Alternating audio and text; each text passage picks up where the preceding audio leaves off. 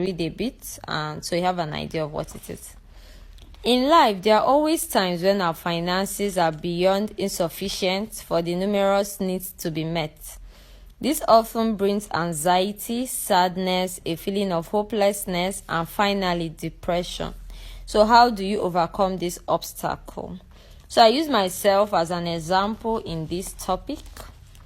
I would say this: starting my NYSC and knowing my estimated salary, I believe that I won't lack anything.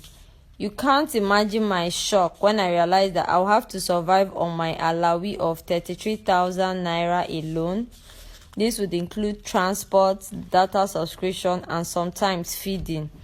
All because the federal government thought it's best to deprive medical corpers of their due wages, not caring about the services we render to the people.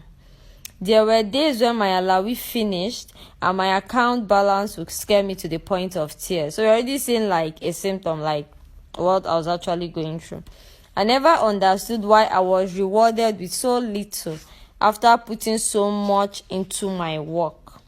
Sure, I received assistance from family and some friends, but I always felt there was more that I could do.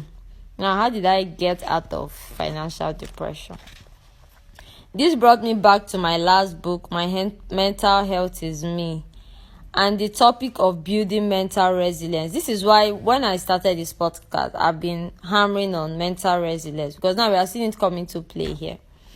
I reminded myself of who I am. An optometrist sense of self is coming to play here.